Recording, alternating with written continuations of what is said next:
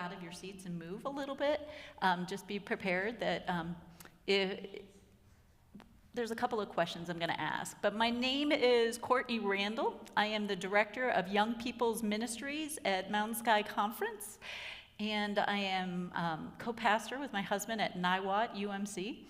And so I am coming today to do a presentation on engaging young adults, and specifically about identity and invitation. So this morning I woke up and my daughter said, "You're doing a presentation on Gen Z. Is there going to be anybody there that belongs to Gen Z at the presentation?" Disclaimer, my daughter is part of the Gen Z. She's on the end of it. And I said, you know what? I did a really crummy job of making an invitation so that people that are actually part of the generation that we're talking about are present. And so I am thankful that all of you are here.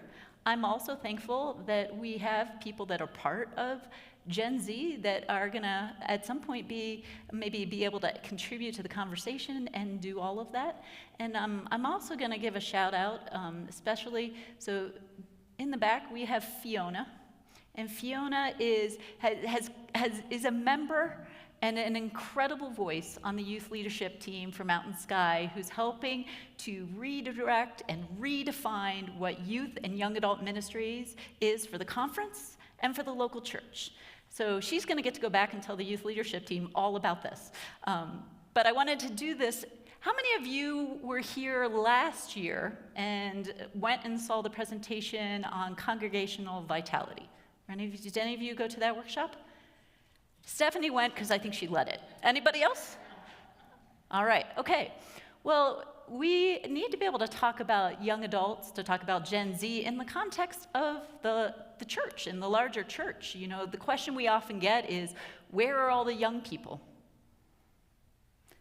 And I think what we need to do is, that's a good place to start, because you know what? If we want to know where the young people are, you know what we're going to have to do?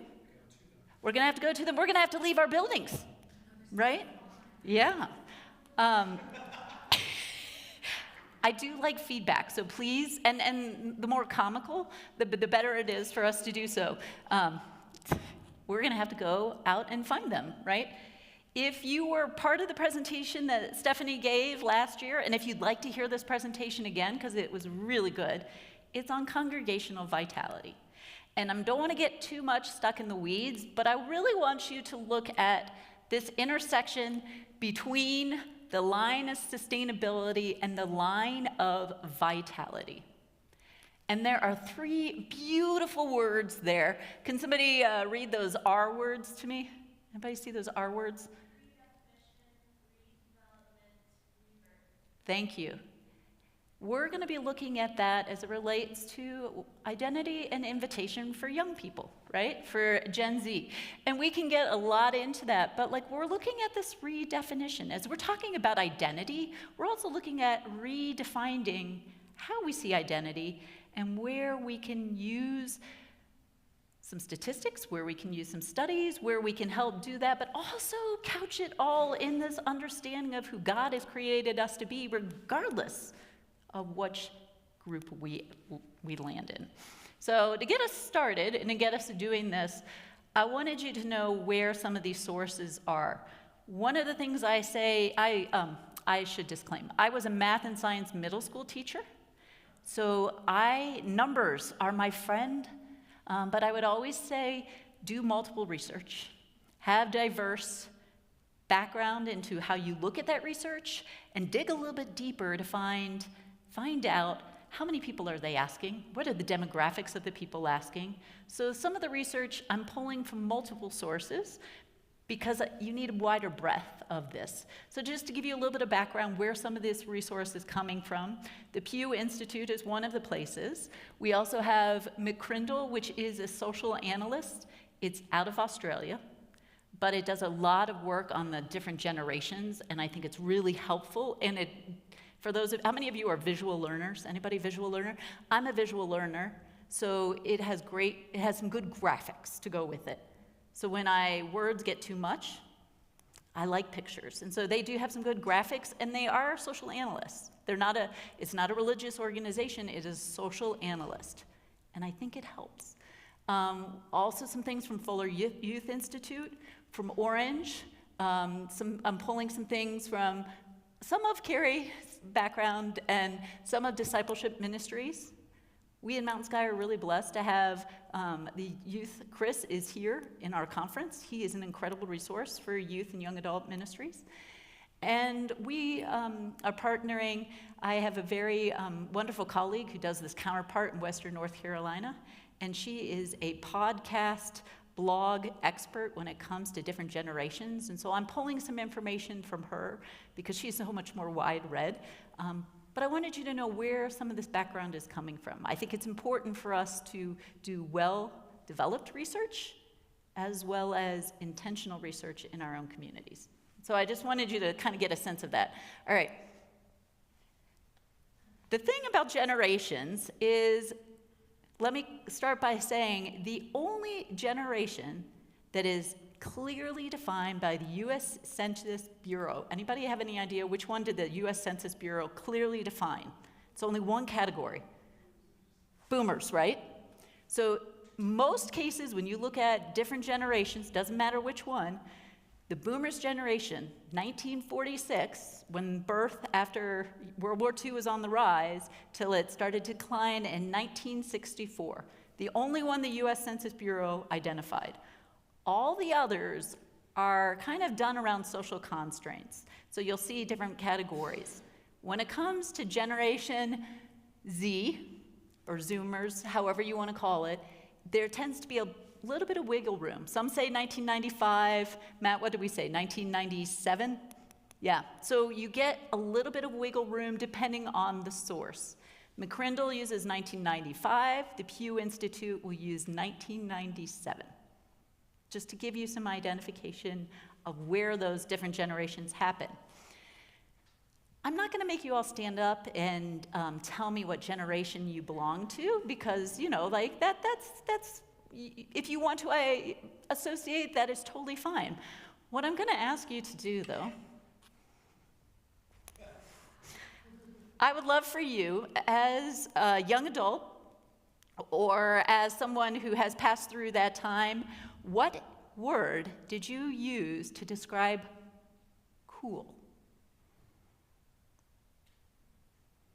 Any suggestions? What is it? Neat. Okay, yeah. Neato, where did I put? Okay. All right. Okay, we've got groovy. All right. My spelling might be atrocious. What else? Rad. Okay.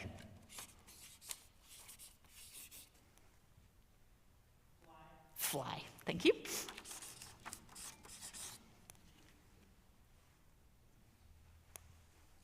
This is it? This is all you guys use to describe cool? I wasn't cool, so I mean, my language was a little bit.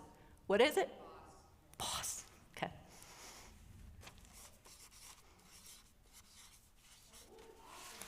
Awesome. Yeah. Who said awesome? We haven't got an awesome. Okay, we got an awesome.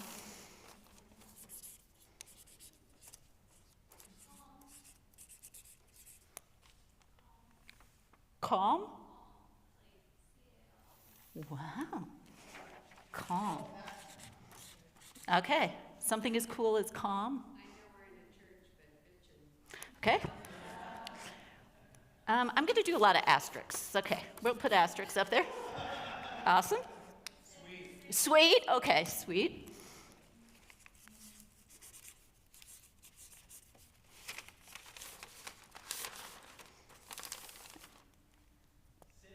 Sick. It's SIC, right? Yeah? Okay, well, that's sick.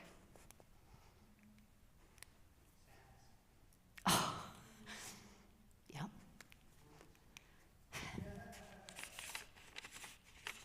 Yeah, all right. I thought I grabbed the one that has the Post-it note on the back that sticks. Obviously, I didn't. Any idea, what did Gen Z call cool? Fire, yep. That's number 2, based on some research. Anybody know what number 1 is?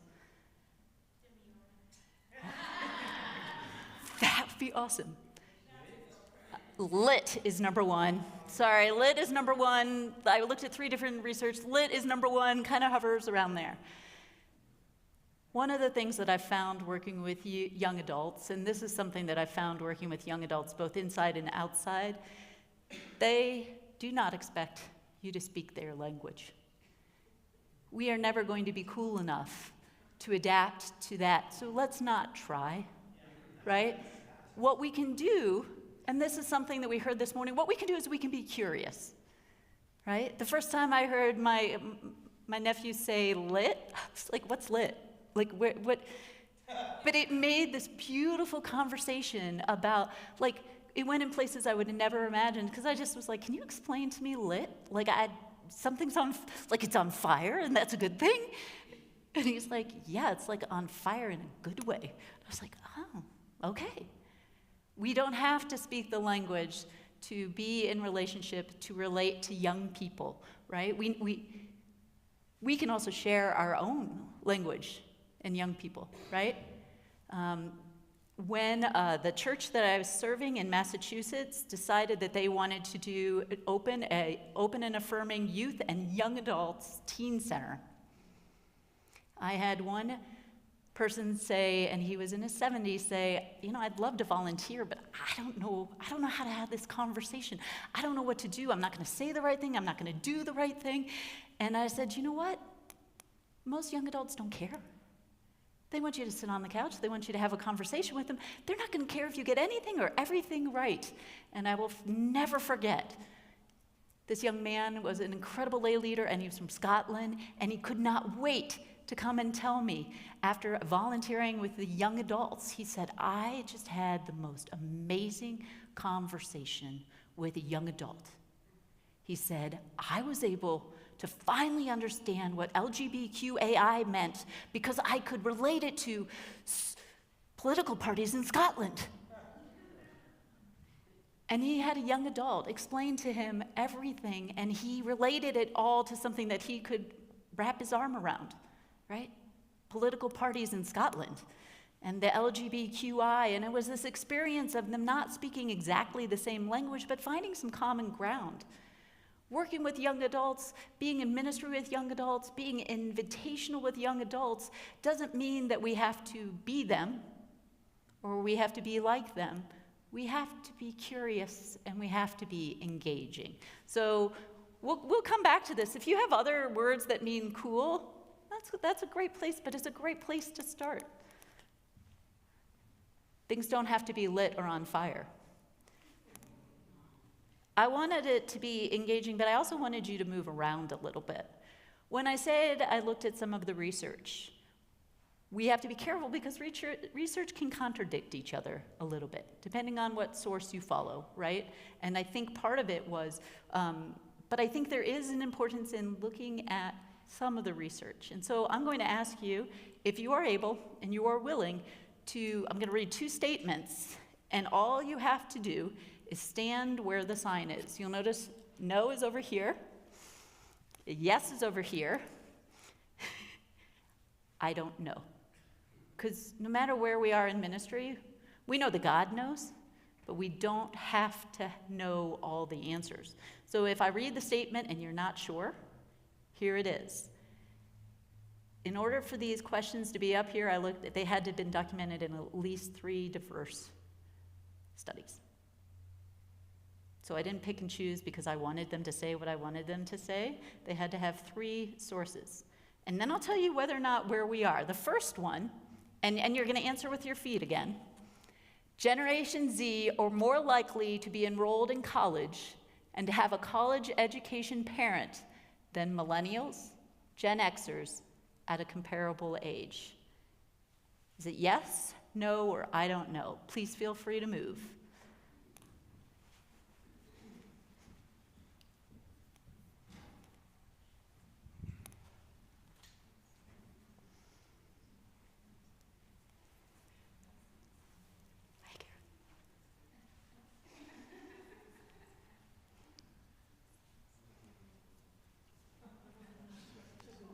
Oh. Mm-hmm.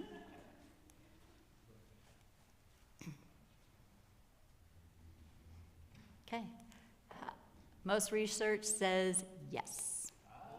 So you are talking about Gen Z, which is 1997. So we're talking about are more, and that's across the board, multiple studies reveal that they were more likely to be enrolled in college and have a college education parent than those generations behind them. What is also fascinating, we'll get to in a little bit, is how the education system changes with how they learn, which is going to be really important for churches right now. What do we know about how old are most of Gen Z when COVID hit?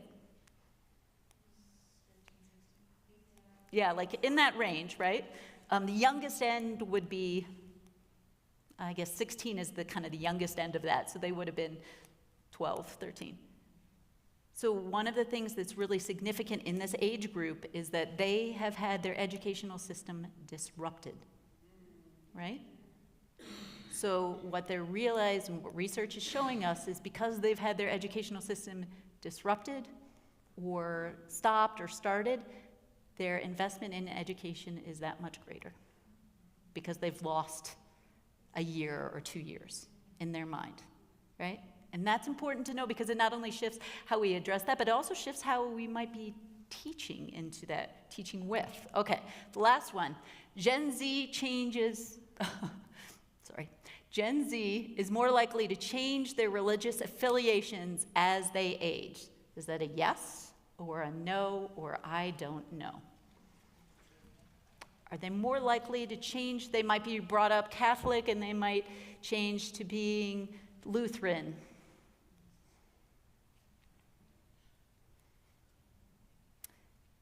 And this is research across the US. This generation, Gen Z, young adults, are more likely to stay committed to the religious affiliation for which they grew up in and they were raised through.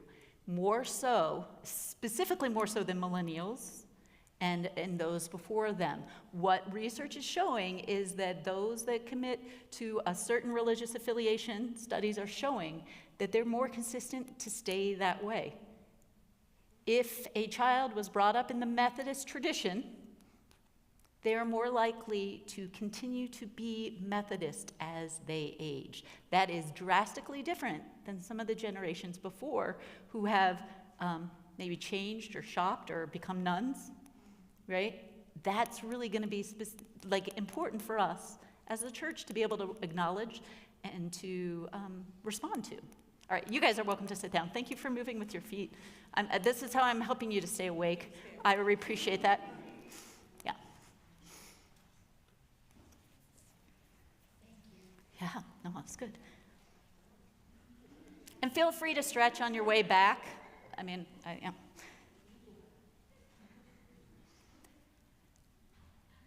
Some of this we've said before, but I just want to reiterate again. Gen Z are those born between 1995 and 2009, being shaped in a COVID era. This generation has learned that the economy can have upsets. Economically and socially, they have adapted and become more conservative. Please hear this, economically more conservative. I'm not saying across the board, right? Hear this, economically more conservative. I just want to make sure. I don't want any triggers to go off, but I want us to be aware because they've watched the recession and everything, okay. But it also means they're more resilient.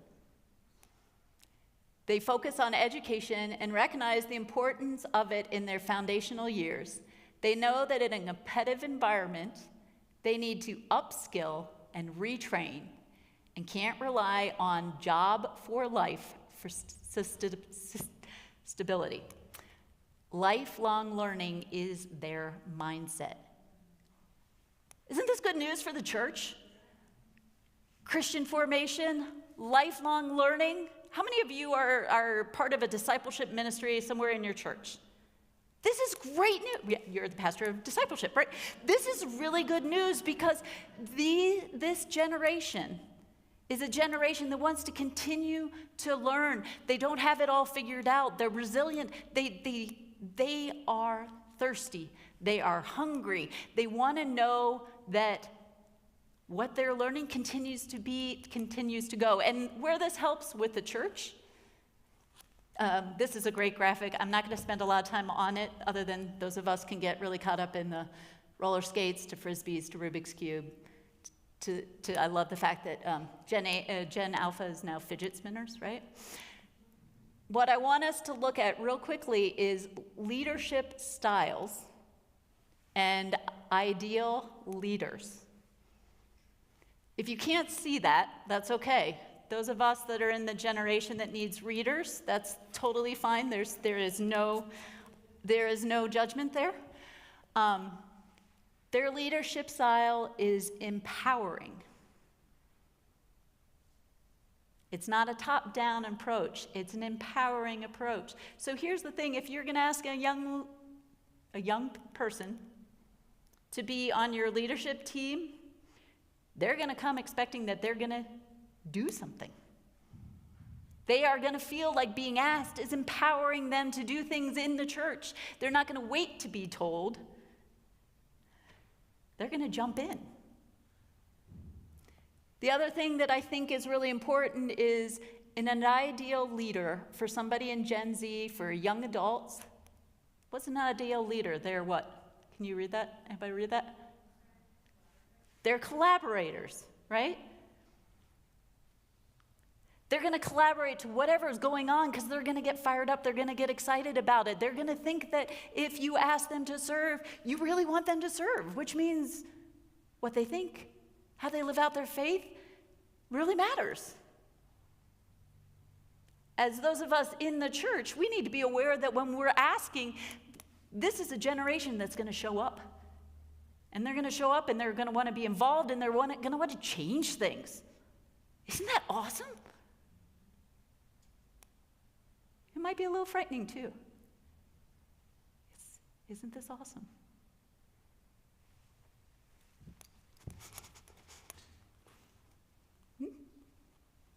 Okay, I want us to bring it back to Scripture a little bit because I think it's important that no matter where we do, we root it in our thing. Having generations, identifying generations is a generality. It is not a specific thing. It helps, gives us a framework, but it doesn't paint the picture of every young adult, right? You may be a young adult in this room and you loved Rubik's Cube. That's totally fine. It gives us a parameter. It doesn't set things up. So if we have this discussion and it's all about social atmosphere and we separate it from our identity in Christ, then we've lost out on a precious opportunity to really have a greater discussion about identity. I don't know if you can't see the screen, that is fine. Is there anybody that would be willing to read this out loud? Go ahead, Ben. You've got good eyes. On the third day, there was a wedding in Cana of Galilee, and the mother of Jesus was there. Jesus and his disciples had been invited to the wedding. When the wine gave out, the mother of Jesus said to him, "They have no wine." And Jesus said to her, "Woman, what concern is that to you and me? My hour has not yet come." His mother said to the servants, "Do whatever he tells you." Now standing there were 6 stone water jars for the Jewish rites of purification, each holding 20 or 30 gallons. Jesus said to them, "Fill the jars with water." And they filled them up to the brim. He said to them, "Now draw some out and take it to the chief steward." So they took it. When the steward tasted the water that had become wine, and did not know where it came from, though the servants who had drawn the water knew, the steward called the bridegroom and said to him, "Everyone who serves the good wine first, and then the inferior wine after the guests have become drunk. But you have kept the good wine until now." Jesus did this, the first of his signs in Cana of Galilee, and revealed his glory, and his disciples believed him. Awesome. Based on the scripture, what do we know about how Jesus invites?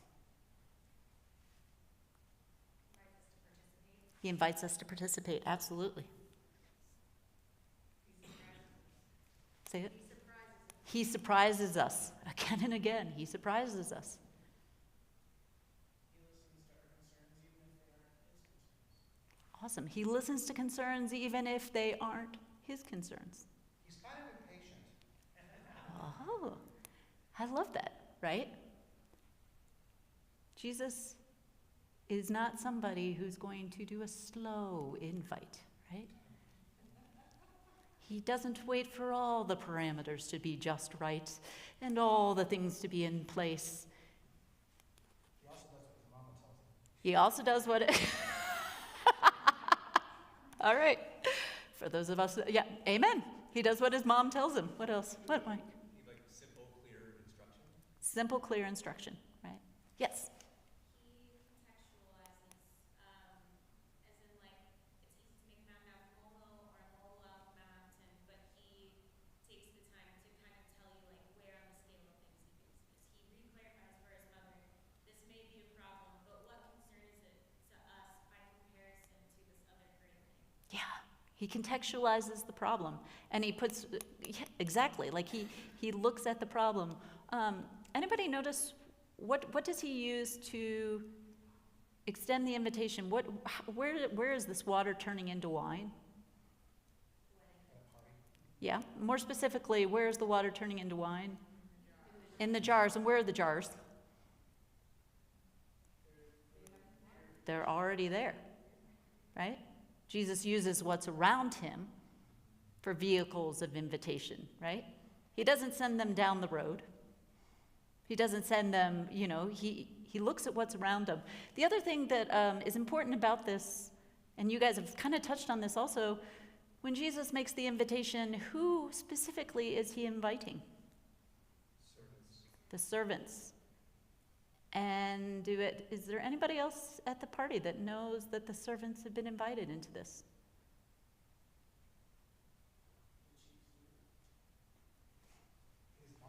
His mom knows, right? Sometimes in the church, when we invite people into it, we feel like we either have to be apologetic or justify it. Oh, wait, I've got some young adults. They're finally coming to this meeting. Right? And what we don't mean to do, and I have done this, I am so sorry, I have done this. We then make the young adults the token invites, right? God knows, right? It's not about us making sure that we know, everybody in the church knows, oh, I did it, I did it, right? It's about the young adults feeling like they're invited. So if the only people that know are Jesus and the people that you invite, that's enough. Right? We don't have to make young people in the church feel like they are the token young person. Because what we end up doing then is siloing them into different categories, and all of a sudden they're the young people in the church until they age out.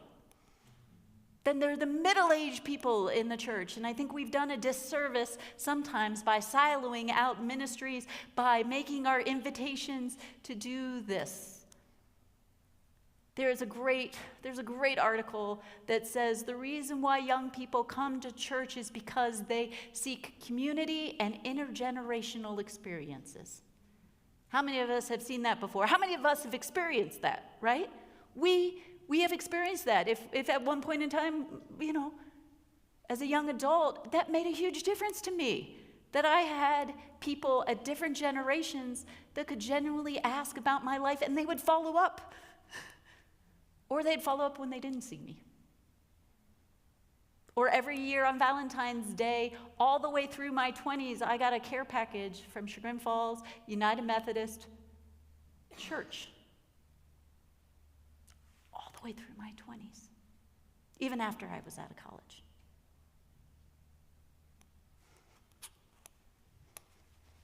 All right, I'm making sure I'm okay.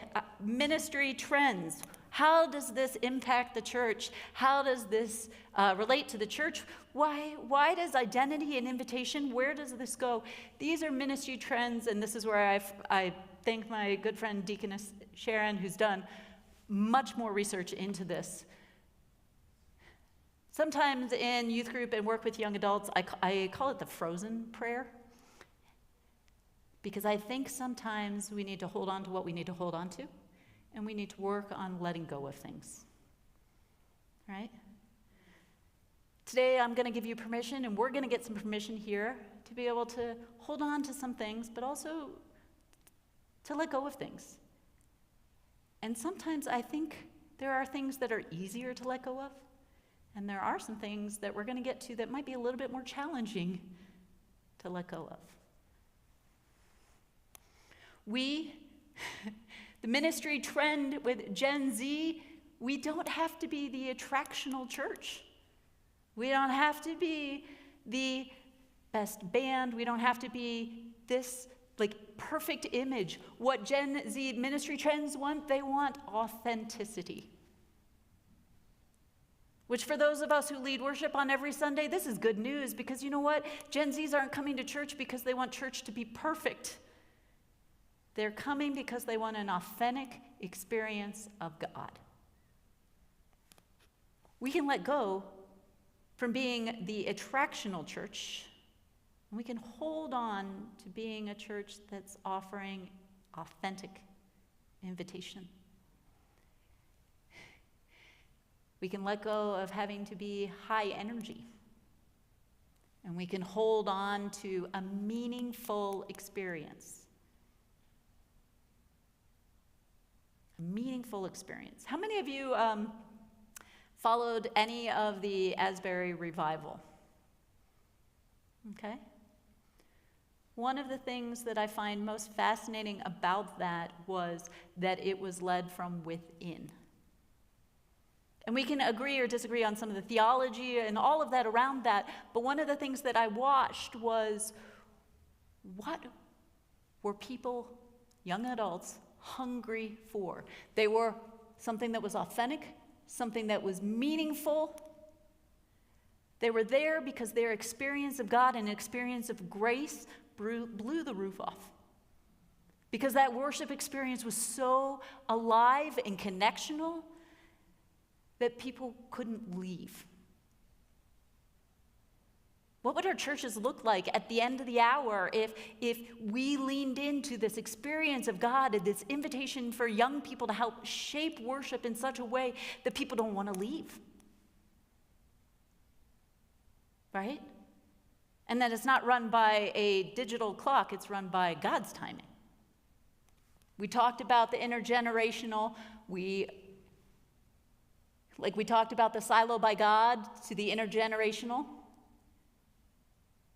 We can let go of this insider kind of notion of church. Insider, outsider, how we use our language, how we do things, into a more diversified. We have known this, and this has been a long time coming. Young adults don't just experience church on Sundays. How many of us, we should not be experiencing church just on Sundays? But if we're going to make the invitation, we also need to make the invitation to days when it's not just Sunday, right? Or times that are not just 10:30. Participatory, and this is one that I've been talking a lot about, earned trust. If we are people in the church and we make promises to young people, we should follow through with that. And that gets back to authenticity, right? If we say that we are here for young people, then we show up when we say we are going to show up. And we do what we say we're going to do. And here we go, guys. We adjust our budgets to make sure that we care about young people. And not just keeping a building open. Sorry, that's me getting a little saucy. This is what happens. The last thing we'll go through really quickly, because I have one activity I'd like for you guys to make sure you have time to do. We've said some of this before. Stop expecting people to come to you, right?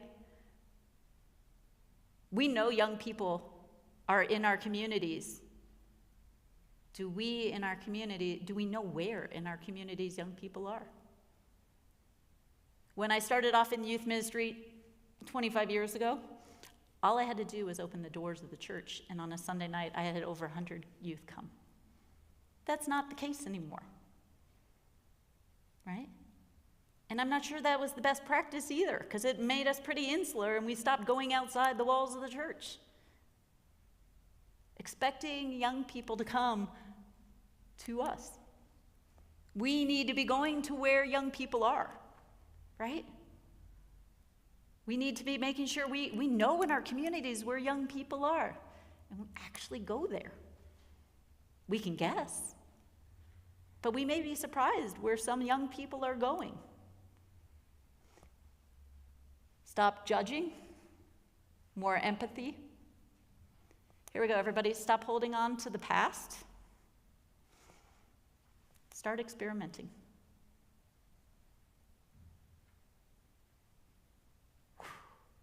That's a hard one. We've finally figured it out, and now, Courtney, you're asking us to experiment? But we had finally figured it out. We had something that worked, and the numbers show this. And now you're asking me to like enter in that realm of like experimenting? Yeah. But make sure a young adult comes alongside you. Wondering and curiosity. Transactional teaching.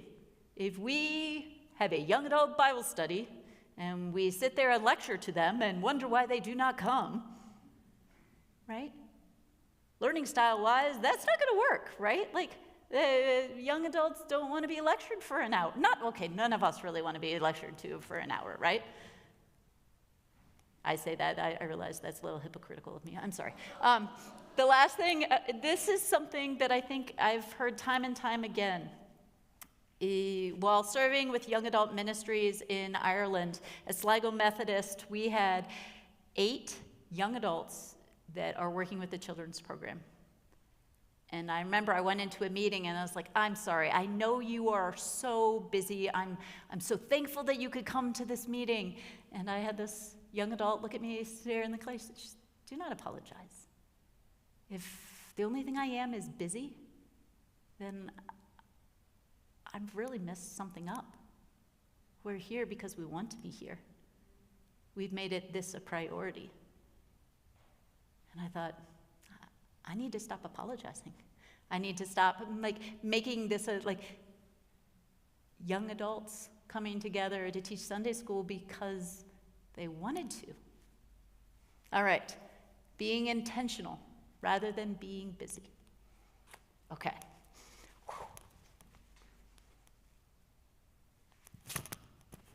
This is something that I think we will said. I'm going to go through this pretty quickly. Worship trends. Less performance, more presence. Less production, more participation. Right? Less noise and more space. How many of us have worship space where there's alternative ways for people to sit? How often do we look at our worship space and allow for different ways of just engaging and being? Less personality and more humility. There are a lot of studies that are being done by churches that are known by the personality of the lead pastor.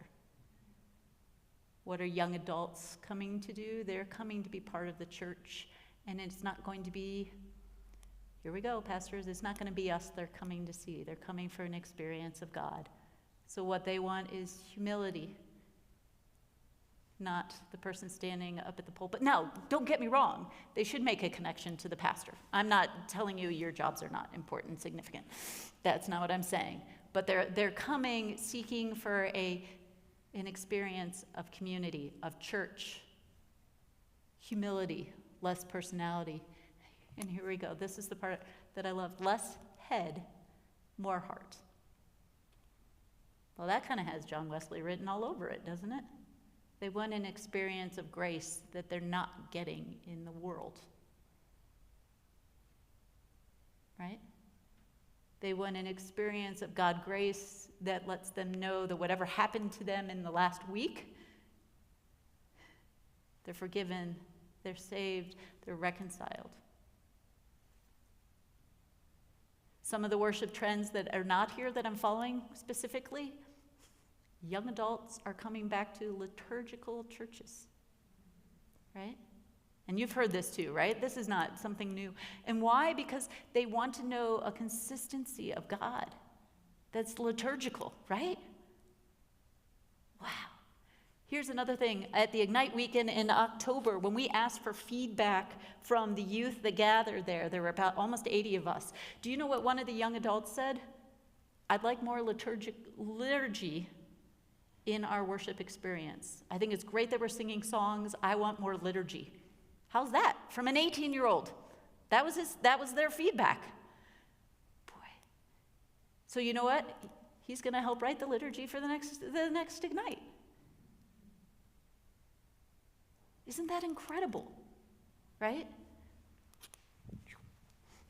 Any questions on, I should have stopped this. I get a little excited. I was also a high school coach, so if I'm running around and getting a little excited, that's just what I do. I'm sorry. Any questions or comments on what we've done so far? Anything surprise you? How so? Well, the less head, more heart, the humility, the wanting to be intergenerational, the wanting to, if I sign up, I'm going to show up and expect to do something, quit apologizing to them. 3 months, the youth leadership team has been meeting. We meet on Zoom. There are 17 of us on that team.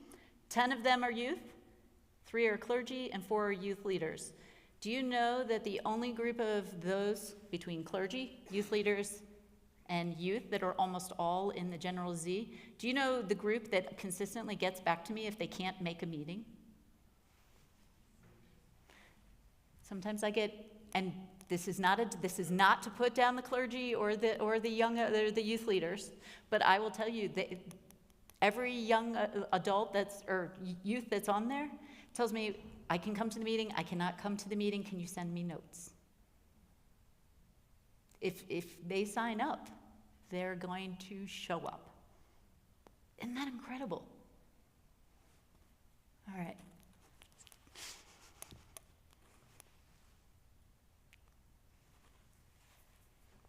So it gets down to, what can we do?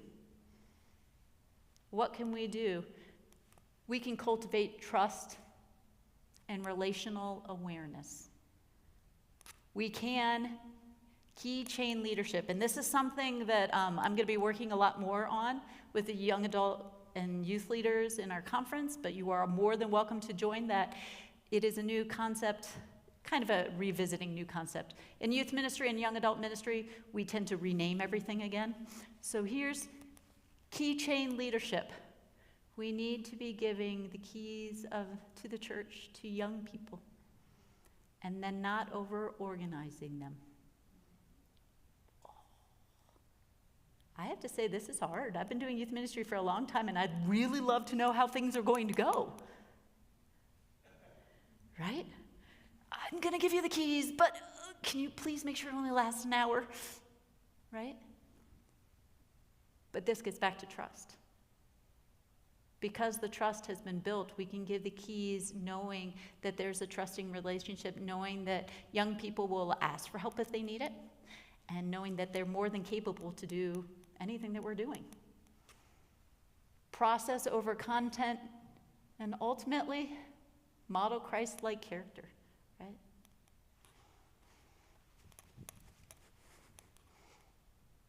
Okay.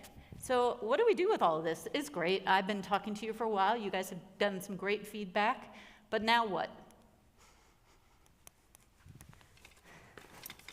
The now what is each of you get to take a box home with you. So Mike, can you help me pass these out? This is not my, and I'm going to pass out some pens.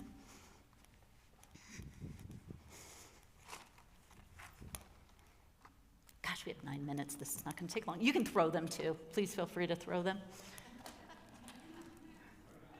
All right. Okay, we hear in the world of ministry or in life itself, we often hear here's the box, we need to think outside the box. How often do we hear that, right? But here's the thing. Jesus was never fit in a box or outside the box. You know what Jesus did? What did Jesus do? He disassembled the box. And if you take the box apart, each box has 2 pieces of tape on it, thanks to my wonderful husband, who spent way too long folding these boxes. What happens when we deconstruct the box? We get Christ. Christ is not somebody that can be put in a box, or he's not somebody outside the box, because contextually, Jesus is with us wherever we are. And so this is my homework for you, because it's great to hear things, but we are people that connect our prayer into action, and our action leads us back into prayer. So this is what I'm asking you to do. And I have it written down too. I'll make sure I do this. On there's some different squares. Jesus is at the center, because it's calling us to be like Christ. At the top, there's this word prayerful. How can you be prayerful for young adults? Don't make it general. Make it specific. Here it says curious. I want you to be curious about where young people are in the community around your church.